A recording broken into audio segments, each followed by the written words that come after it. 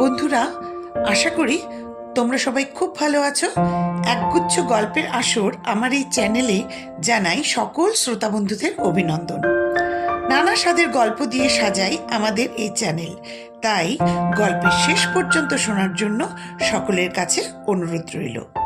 গল্প পাঠ ও উপস্থাপনা ভালো লাগলে অবশ্যই সাবস্ক্রাইব করে চ্যানেলটির সাথে থেকো। লাইক ও কমেন্ট করতেও ভুলো না কিন্তু। আজ নিয়ে এসেছি হরিনারায়ণ চট্টোপাধ্যায়ের গল্প ভূত নেই।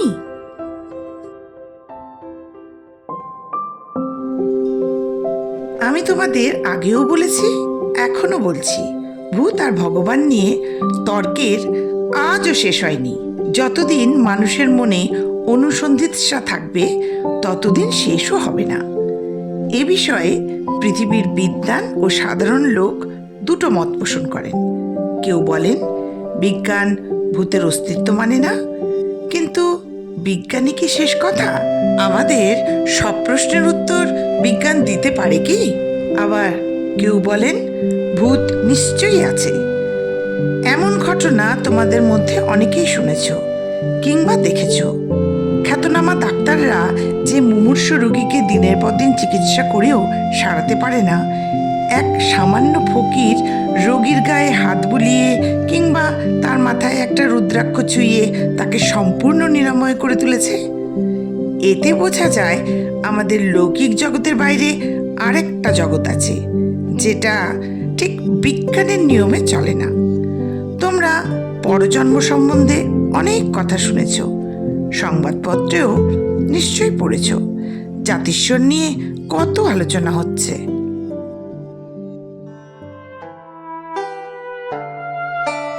শুধু রাজস্থানে মরুর মধ্যে দিয়ে উটের পিঠে চেপে বাপের সঙ্গে ছোট 7 বছরের ছেলে চলেছে। হঠাৎ একটা গ্রামের কাছে এসে একটা কুটিরের দিকে হাত দেখিয়ে ছেলে বাপকে বললে, ওই দেখো বাবা, ওই আমার বাড়ি, ওখানে আমার আত্মীয় স্বজন সবাই আছে। বাপ প্রথমে কড়া ধমক দিল ছেলেকে, কিন্তু তাকে নিরস্ত করা গেল না। তার মুখে এক কথা, ওখানে আমার বুড়ো বাপ রয়েছে, বউ চন্দ্রা রয়েছে, ছোট ভাই এক ভোরবেলায় পেছন থেকে ধাক্কা দিয়ে আমায় কুয়োর মধ্যে ফেলে দেয়, তুমি চলোই না ওখানে। কৌতূহলের বশবর্তী হয়ে বাপ সেই কুটিরের সামনে গেল। দাওয়ার উপর এক বৃদ্ধ বসে হাঁপাচ্ছে, একটি বউ জল তুলছে কুয়ো থেকে। ছেলেটি উঠ থেকে নেমে হন হন করে বৃদ্ধের সামনে গিয়ে দাঁড়ালো। বাবা, আমি কেশবপ্রসাদ, তোমার বড় ছেলে। দু চোখের উপর কোচকানো মাংসের স্তর নেমেছে, দৃষ্টিশক্তি ক্ষীণ। বৃদ্ধ ঝুঁকে পড়ে দেখে বলল, দিল লাগি করতে এসেছ? আমার ছেলে আজ 8 বছর মারা গিয়েছে। ভোরবেলা কুয়ো থেকে জল তুলতে গিয়ে পা পিছলে পড়ে গিয়েছিল কুয়োর মধ্যে। ছেলেটি বলল, না, পা পিছলে পড়ে যায়নি, মাধবপ্রসাদ তাকে ঠেলে দিয়েছিল। তার মতলব ছিল আমি না থাকলে বাজরার ক্ষেত, বাড়ি, ঘর সবই সে পাবে। যে বউটি জল তুলছিল সেই ছেলেটির কথায় আকৃষ্ট হয়ে কাছে এসে দাঁড়ালো। তার দিকে চোখ পড়তেই ছেলেটি চেঁচিয়ে উঠল, আরে চন্দ্রা, আমি কেশবপ্রসাদ, তোমার মরদ। চন্দ্রার বয়স বছর 30 কম নয়। সে 7 বছরের স্বামীকে দেখে হেসে ফেলল। চোখের কোণে একটু জলও দেখা গেল। বলল, পাগল কোথাকার। ছেলেটির বর্তমান বাপ একটু পেছনে দাঁড়িয়েছিল। এবার সে এগিয়ে এসে বলল, কি ঝামেলা করছিস? দেরি হয়ে যাচ্ছে, চল। ছেলেটি যাবার কোনো লক্ষণই দেখালো না। দাওয়ার উপর বসে পড়ে বলতে লাগলো, কোন ঘরে সে শুতো, সে ঘরে কি আসবাব আছে, বাজরার ক্ষেতের পরিমাণ কত, বাপের 2বার সাংঘাতিক অসুখ করেছিল, বিকানির থেকে সেই হেকিম নিয়ে এসেছিল। আরও অনেক কথা সে বলল। সে কোন গায়ে বিয়ে করেছিল, চন্দ্রার বাপের নাম কি, এমনকি বিয়ে করে বউ নিয়ে যখন ফিরছিল তখন মাঝপথে তুমুল বালির ঝড় উঠেছিল। সে আর চন্দ্রা সারা দেহ আবৃত করে উটের পেটের নিচে আশ্রয় নিয়ে নিজেদের বাঁচিয়েছিল। চন্দ্রা আর চন্দ্রার শ্বশুর তো অবাক, 7 বছরের ছেলে এত সব কথা জানলো কি করে। এবার ছেলেটি জিজ্ঞেস করলো, মাধবপ্রসাদ তো আর নেই? না, তাকে ক্ষেতের মধ্যে সাপে কামড়েছে, তুই যাবার 1 বছরের মধ্যেই। ছেলেটি যাবার মুখেই বাধা। চন্দ্রা তাকে জড়িয়ে ধরে ভেউ ভেউ করে কান্না। সে তাকে ছেড়ে দেবে না। ছেলেটি বলল, আমার নবজন্ম হয়েছে, নতুন আমির উপর তোমাদের কোনো দাবি নেই। আমার বাবা আছে, মা আছে, দাদারা আছে, সেই সংসারে আমাকে ফিরে যেতেই হবে, এই নিয়ম। ছেলেটি বাপের সঙ্গে আবার উটের পিঠে চাপল। তবে মাঝে মাঝে সে পুরনো সংসারেও আসতো। এই ছেলেটি জাতিস্বর, আগের জন্মের কথা তার সব মনে আছে। বিজ্ঞান এর কি ব্যাখ্যা দেবে? খবর পেয়ে বিখ্যাত এক গবেষক ছেলেটির কাছে গিয়েছিলেন, তাকে নানাভাবে পরীক্ষা করেছিলেন। শেষে এই সিদ্ধান্তে এসেছিলেন যে এর মধ্যে কোনো কারচুপি নেই। ছেলেটির সত্যি আগের জন্মের সব কথা মনে আছে। এই রকম জাতিস্বরের কাহিনী ইদানিং অনেক শোনা যায়, শুধু ভারতবর্ষে নয়, পৃথিবীর অন্যান্য দেশেও। ঠিক এমনিভাবে ভূতের কাহিনীও সারা পৃথিবীতে ছড়িয়ে আছে। আজ তোমাদের এমনই এক ভূতের কাহিনী শোনাচ্ছি। এই কাহিনীর সঙ্গে আমি কিছুটা জড়িত, কাজেই এটা যে নির্ভেজাল সত্যি কাহিনী এ বিষয়ে তোমাদের কাছে আমি হলফ করে বলতে পারি। আমার একজন খুব নিকট আত্মীয়া, নাম আরতি বন্দ্যোপাধ্যায়, MA BL, কিন্তু ওকালতি করে না। বেসরকারি অফিসে আইন বিভাগের উচ্চপদস্থ অফিসার। থাকতো পাইকপাড়ায় এক বান্ধবীর সঙ্গে একটি ফ্ল্যাট নিয়ে। বান্ধবীটি এক স্কুলের শিক্ষিকা। জীবন দুজনের বেশ ভালোই কাটছিল। ছুটির দিন সিনেমা কিংবা আরও অনেক বান্ধবী মিলে বনভোজন অথবা গড়ের মাঠে প্রদর্শনী দেখতে যাওয়া। হঠাৎ আরতির বিয়ে ঠিক হলো। পাত্র উচ্চশিক্ষিত, এক যন্ত্রপাতির কারখানার আধা মালিক। আরতি আমার কাছে এসে দাঁড়ালো। আপনি তো অনেক কিছু সন্ধান রাখেন, আমাকে একটা বাড়ি খুঁজে দিন না। জিজ্ঞেস করলাম, কি কিনবে? না না, ভাড়া নেব। খুব খুব বড় দরকার নেই, দুজনে থাকবার মতো। একটু যেন ভালো এলাকায় হয়, আর দক্ষিণ কলকাতায় দেখবেন, কারণ ওর কারখানাটা কালীঘাটে। আমি নিজে থাকি বালিগঞ্জে, একেবারে লেকের কাছে। পরদিন থেকেই বাড়ি খোঁজা শুরু করে দিলাম। শুধু নিজে নয়, গোটা 2 দালালকেও লাগিয়ে দিলাম। অনেক বাড়ির সন্ধান এলো। কিছু নিজে, কিছু আরতিকে সঙ্গে নিয়ে বাড়ি দেখতে লাগলাম। আরতি ভারী খুঁতখুঁতে মেয়ে, কোনো বাড়িই তার পছন্দ হলো না। কোনো না কোনো কারণে সব নাকচ করে দিল। 3 মাস ঘোরাঘুরির পর কালীঘাট অঞ্চলে এক বাড়ির সন্ধান মিলল। পার্কের সামনে প্রায় নতুন বাড়ি, সদ্য রং করা হয়েছে। খানতিনেক কামরা, বারান্দা, বাথরুম, আবার ওরই সঙ্গে এক ফালি উঠোনও আছে। সে অনুপাতে ভাড়াও খুব বেশি নয়, 220। বাড়ির মালিক পাশের বাড়িতেই থাকেন। এবারই আরতির পছন্দ হয়ে গেল। শুধু আরতির নয়, আরতির স্বামী আশিসেরও। আর দেরি না করে সেই দিনই 2 মাসের ভাড়া আগাম দেওয়া হলো।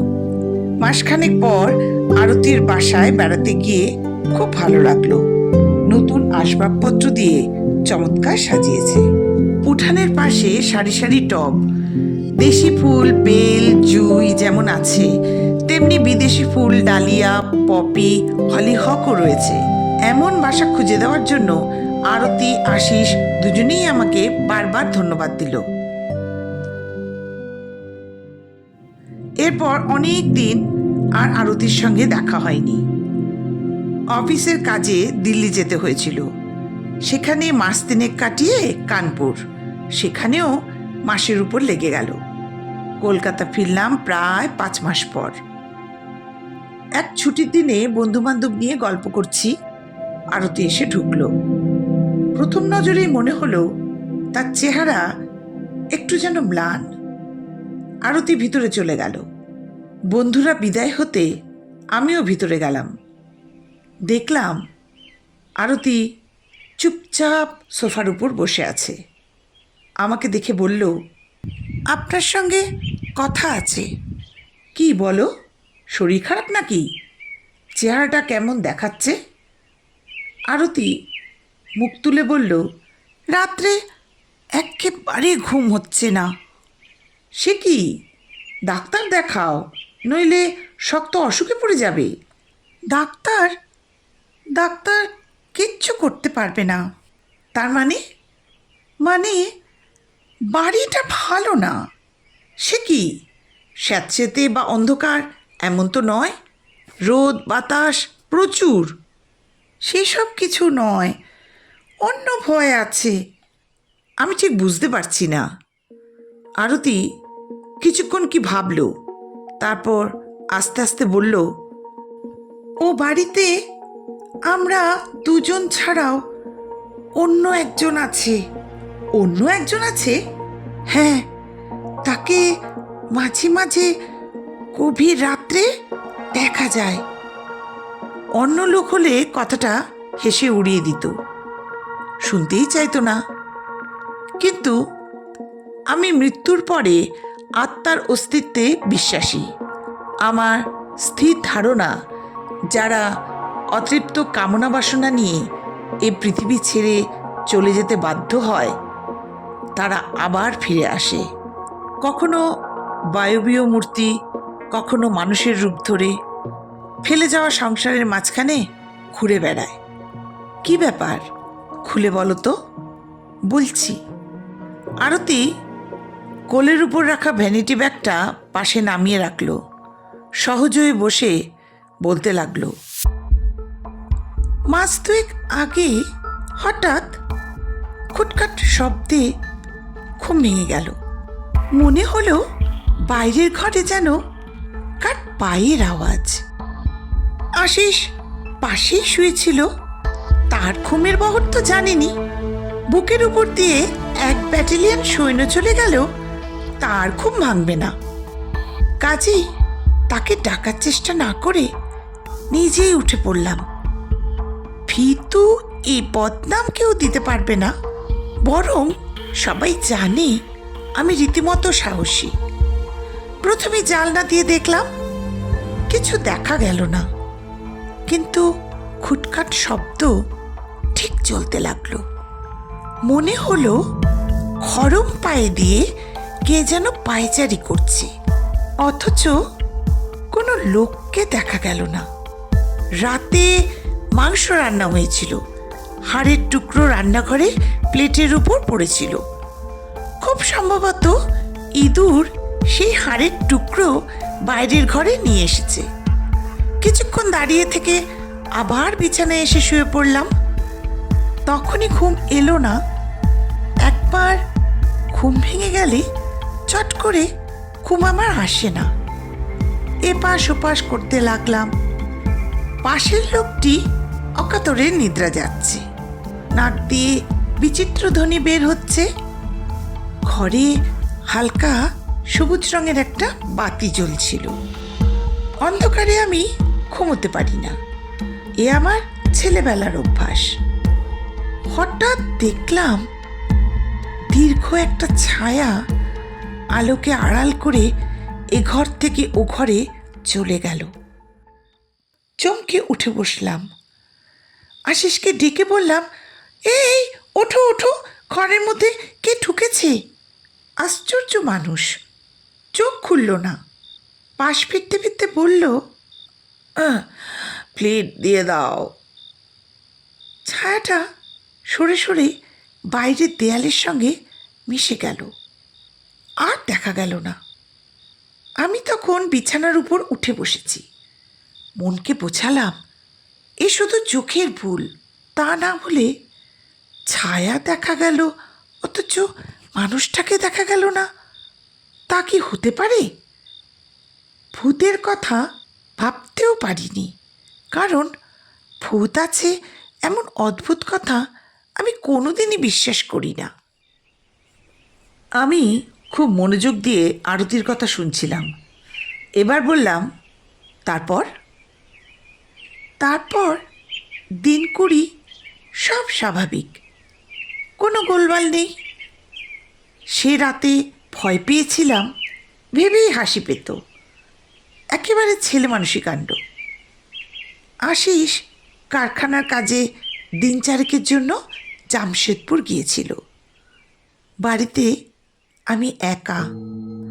মাঝরাতে হঠাৎ ঘুম ভেঙে গেল।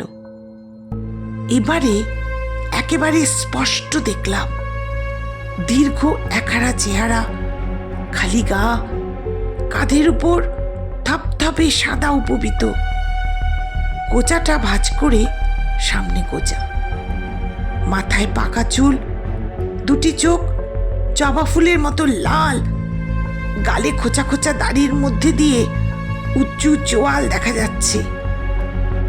লোকটির ঊর্ধ্ব দৃষ্টি, হাতে শক্ত একটা দড়ি, উপর দিকে কি যেন একটা খুঁজছে।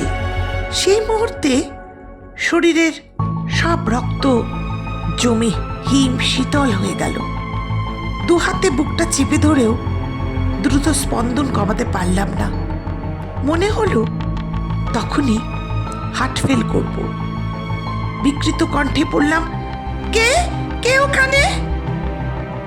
লোকটি উপর থেকে দৃষ্টি নামিয়ে আমার দিকে তাকালো, জ্বলন্ত দৃষ্টি, পলকহীন, সারা গায়ে কাঁটা দিয়ে উঠল। তখনই মনে হলো লোকটি এই জগতের কেউ নয়, অশরীরী আত্মা। আস্তে আস্তে লোকটি পাশের ঘরে ঢুকে গেল। আমি খাট থেকে নামলাম, কিন্তু তার পিছনে যাওয়ার সাহস হলো না। এই কথাগুলো বলবার সময় দেখলাম আরতির মুখ চোখ ভয়ে ফ্যাকাশে হয়ে গিয়েছে। আমি বললাম, এরকম যখন ব্যাপার তখন না হয় এ বাড়ি ছেড়ে দাও, অন্য কোথাও বাড়ি খুঁজি। আরতি উত্তর দিল, তাতেও তো মুশকিল। আপনি বোধহয় লক্ষ্য করেননি, বাড়ির দেয়াল ভেঙে চুরে আমি দুটো ঘর বাড়িয়েছি। বাইরেটা চুনকাম করেছি, ভেতরে রং দিয়েছি, গ্যাস বসাবার জন্য রান্নাঘরে অনেক অদল বদল করেছি। অবশ্য এইসব বাড়িওয়ালার মত নিয়েই করেছি। ভাড়া থেকে মাসে মাসে কিছু করে টাকা কেটে রাখছি। সে টাকা শোধ হতে বছর দুয়েক লাগবে। তার আগে বাড়ি ছেড়ে দিলে আমার অনেক টাকা লোকসান হয়ে যাবে। একটু ভেবে আমি বললাম, ঠিক আছে, আমি একবার তোমার বাড়িওয়ালার সঙ্গে দেখা করব, তিনি কি বলেন শুনি। দিন দুয়েকের মধ্যেই বাড়িওয়ালার কাছে গিয়ে হাজির হলাম। ঘোরতর কৃষ্ণবর্ণ, বিপুলাকায় চেহারা। কলকাতায় কিছু বাড়ি আছে, কাঠের ব্যবসা। একটা ইজি চেয়ারে বসেছিল, আমাকে দেখে ওঠার চেষ্টা করলো, পারল না। কি খবর আমার কাছে হঠাৎ? আরতির কাছে শোনা সব কিছু বললাম। শেষকালে জিজ্ঞাসা করলাম, ঠিক করে বলুন তো, ও বাড়িটার কোনো দোষ আছে? দোষ মানে কেউ ও বাড়িতে অবঘাতে মারা গিয়েছিল? আগের কোনো ভাড়াটে? বাড়িওয়ালা মাথা নাড়ল, না মশাই, এর আগে মাত্র ঘর ভাড়াটে ছিল, অপঘাত তো দূরের কথা, এমনই মৃত্যু হয়নি কারোর। তাছাড়া এই বিজ্ঞানের যুগে মানুষ যখন পায়চারি করার জন্য চাঁদে যাচ্ছে, তখন কী সব ভূত প্রেতের কাহিনী আমদানি করছেন। তর্ক করলাম না। অনেক বিষয় আছে তর্ক করে বোঝানো যায় না, স্থূল উদাহরণ দেওয়া যেখানে সম্ভব নয়। চলে এলাম। তারপর মাস দুয়েক আরতির কোনো খবর নেই। আমিও নিশ্চিন্ত, যাক, অপদেবতার উপদ্রব আর নেই, সব শান্ত। কিন্তু আমার ধারণা ভুল প্রমাণ করে একদিন সকালে আশিস এলো। কোটরগত চোখ, বিবর্ণ মুখ, খোলাটে দৃষ্টি। বললাম, কি হে, শরীর খারাপ নাকি? আরতি কেমন আছে? কথার উত্তর না দিয়ে আশিস অস্পষ্ট গলায় বলল, একটু জল দিন।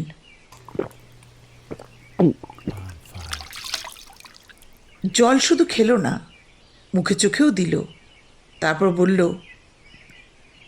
আরতিকে টালিগঞ্জে তার দিদির বাড়ি দিয়ে এসেছি। কালীঘাটের বাড়িতে আর আমাদের থাকা চলবে না। কেন, কি হলো? আরতির কাছে তো আপনি কিছু কিছু শুনেছেন, আমি কিন্তু এ পর্যন্ত কিচ্ছু দেখিনি, কোনো শব্দও শুনিনি। সেজন্য এতদিন আমি আরতিকে ঠাট্টা করতাম। তাছাড়া ভূত, আত্মা এসবে আমার কোনোদিনই কোনো বিশ্বাস নেই। কাল একটা কাজে হাওড়ায় আটকে পড়েছিলাম। বাস বন্ধ, ট্যাক্সিও পাই না। কিছুটা হেঁটে তারপর ট্রামে বাড়ি পৌঁছতে প্রায় 12টা হয়ে গিয়েছিল। আরতি খুব চিন্তিত হয়ে পড়েছিল। যাক, আরতিকে খাবার সাজাতে বলে আমি হাত মুখ ধোবার জন্য বাথরুমে ঢুকে পড়লাম। নিচু হয়ে বেসিনে মুখ ধুয়ে সোজা হয়ে দাঁড়াতেই মাথায় ঠক করে কি একটা লাগলো। বাথরুমে আবার কে কি রাখলো। একটু কমজোর বাতি, কিন্তু সেই বাতিতেও দেখতে কোনো অসুবিধে হলো না। ঠান্ডা একটা বরফের স্রোত আমার মেরুদণ্ড বেয়ে নেমে গেল। বাথরুমটা অ্যাসবেস্টাসের ছাউনি দেওয়া। আগে টালির ছাদ ছিল, আমরাই খরচ করে অ্যাসবেস্টাস দিয়ে নিয়েছিলাম। ওপরে দুটো কাঠের কড়ি, একটা কড়িতে দেহটা ঝুলছে, গলায় দড়ির ফাঁস। মাথাটা একদিকে কাত হয়ে পড়েছে, দুটো চোখ আধবোজা, জিভটা অনেকখানি বের হয়ে গিয়েছে।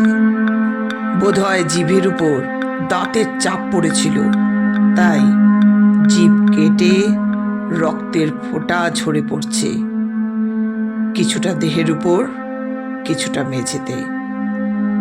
পরনে আধময়লা ধুতি, কাঁধে পইতে। মাথা উঁচু করার সময় ঝুলন্ত দেহের একটা পা আমার মাথায় ঠেকে গিয়েছিল। আমি সবকিছু ভুলে আরতি বলে চেঁচিয়ে উঠেছিলাম। আরতি আমার অপেক্ষায় খাবার টেবিলে বসেছিল। আমার চিৎকারে ছুটে এসে বাথরুমের দরজার কাছে দাঁড়িয়েছিল। প্রথমে সে সঠিক কিছু বুঝতে পারেনি, তারপর উপর দিকে চোখ যেতেই বলে মেঝের উপর ছিটকে পড়ে অজ্ঞান। আরতির মুখে জলের ঝাপটা দিয়ে কোনো রকমে জ্ঞান ফিরিয়ে আনলাম। তারপর বাকি রাতটা দুজনে বাইরের ঘরে বসে কাটালাম। ভোরের আলো ফোটার সঙ্গে সঙ্গে প্রথম ট্রামে উঠে আরতিকে নিয়ে যখন তার দিদির বাড়ি এলাম, তখন জ্বরে আরতির গা পুড়ে যাচ্ছে। দুটো চোখ করম চার মতো লাল। আমি চুপ করে সব কথা শুনলাম। আশিসের কথা শেষ হতে জিজ্ঞেস করলাম, আরতি এখন কেমন আছে? খুব ভালো নয়।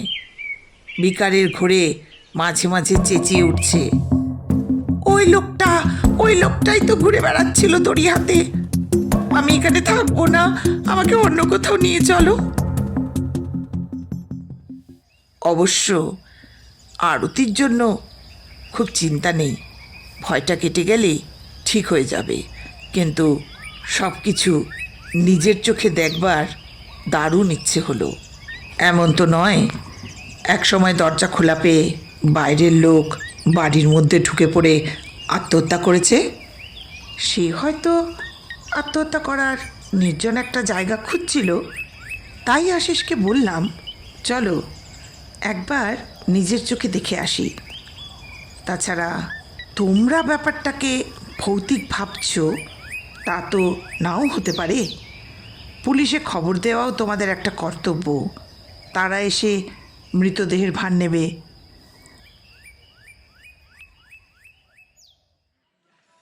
আশিস আমার সঙ্গে চলল। তালা খুলে ভেতরে ঢুকলাম। বাথরুমের মধ্যে গিয়ে অবাক হয়ে গেলাম। কোথাও কিচ্ছু নেই, সব পরিষ্কার। আশিসকে জিজ্ঞেস করলাম, কই হে, কোথায় তোমার ঝুলন্ত দেহ? রক্তের একটি ফোঁটাও তো কোথাও দেখছি না। আশিস রীতিমতো অপ্রস্তুত। সব চোখের ভুল, বুঝলে? আশিস মাথা নাড়ল, কিন্তু দুজনেই ভুল দেখলাম। ওরকম হয়, একজনের ভয় আরেকজনের মধ্যে সঞ্চারিত হয়ে তাকেও এক ধরনের কাল্পনিক দৃশ্য দেখায়। তুমিই দেখো না, কাল রাতে তুমি যদি সত্যি ওরকম একটা দৃশ্য দেখে থাকো, তাহলে আজ কোথাও কিছু নেই, তা কি হতে পারে? এখানটাই তো দেখেছিলে। মুখ তুলে উপরের দিকে দেখতেই আমি থেমে গেলাম। কি আশ্চর্য, এটা তো আগে দেখিনি। কড়ির সঙ্গে একটা মোটা দড়ি বাঁধা। দড়িটা ফাঁসের আকারে ঝুলছে। অস্বীকার করব না, আমার হাত পা বেশ ঠান্ডা হয়ে গেল। বুকের দাপাদাপি এত জোরে যে ভয় হলো, স্পন্দন থেমে না যায়। এ দড়ির ফাঁস তো প্রথমবার দেখিনি। আরও অবাক কাণ্ড, দড়ির ফাঁসটা অল্প অল্প দুলছে, অথচ কোথাও বাতাস নেই। বাইরে বাতাস থাকলেও বাথরুমে বাতাস ঢোকবার কোনো সুযোগই নেই। আশিসের সঙ্গে বেরিয়ে এলাম। এটা যে ভৌতিক ব্যাপার নয়, কোনো মানুষের কারসাজি, তা হওয়াও সম্ভব নয়। কোনো যুক্তিতর্ক বিস্তার করেও সমাধান করতে পারলাম না। আরতিরা আর ও বাড়িতে ফিরে যায়নি। ভবানীপুরে একটা বাড়ি ঠিক করে উঠে গিয়েছিল। এ ঘটনার প্রায় মাস তিনেক পর এক বিকেলে কালীঘাট পার্ক দিয়ে যাচ্ছি। হঠাৎ আরতির বাড়িওয়ালার সঙ্গে দেখা হয়ে গেল। একটা বেঞ্চে বসে আছে। আমি তার পাশে বসে পড়ে জিজ্ঞেস করলাম, মশাই, সত্যি কথা বলুন তো, বাড়িটার কী রহস্য? আমার আত্মীয়টি তো থাকতে পারল না, পালালো। প্রথমে কিছুতেই বলবে না, অবশেষে আমার পীড়াপিড়িতে বলল, এক বুড়ো ভদ্রলোক ওই বাড়িতে আত্মহত্যা করেছিল। তা প্রায় বছর 10 আগে। পেটে শুল বেদনা ছিল। বাড়ির সবাই নিমন্ত্রণ খেতে বাইরে গিয়েছিল। তখন বাথরুমে বুড়ো গলায় দড়ি দেয়। তারপর থেকে যে ভাড়াটে আসে তারাই ভয় পায়, বেশি দিন থাকতে পারে না। আমি বললাম, গয়ায় পিণ্ডদানের ব্যবস্থা করেননি কেন? করার চেষ্টা করেছি মশাই, অনেকবার করেছি, প্রত্যেকবার এক একটা বিপদ। বুড়োর আত্মীয়রা গয়ায় গিয়েছিল পিণ্ড দিতে। 3 দিন ধরে দারুণ ঝড় বৃষ্টি, ধর্মশালা থেকে বের হতেই পারল না। আমি নিজে একবার গিয়েছিলাম, ট্রেন থেকে স্টেশনে নামতে গিয়ে পা পিছলে পড়ে 1 মাস হাসপাতালে শয্যাগত। পুরোহিত দিয়ে শান্তি সস্তায়নের আয়োজন করার চেষ্টা করেছিলাম, সেখানেও বিপত্তি। পুরোহিত আসনে বসবার সঙ্গে সঙ্গে ছাদ ভেঙে একটা চাঙড় তার মাথায় পড়ল। পুরোহিত জ্ঞান হারিয়ে মেঝের উপর লুটিয়ে পড়ল। ব্যাস, তারপর থেকে আর কোনো পুরোহিতই আসতে রাজি হলো না। কি করি বলুন তো?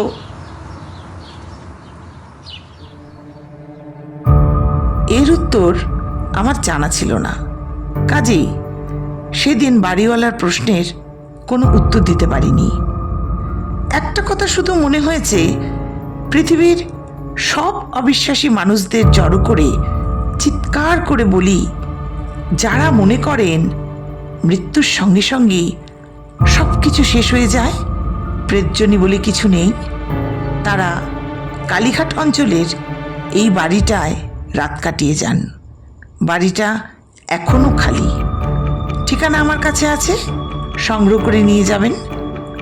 অবশ্য আমি ভালো মন্দ হয়ে গেলে কোনো কিছুর জন্য দায়ী থাকব না, এই মর্মে আমাকে একটা লিখিত চুক্তিপত্র দিতে হবে।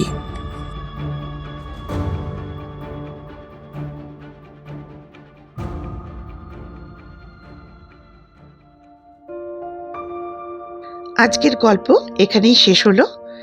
গল্প পাঠ যদি ভালো লাগে অবশ্যই লাইক করে দিও।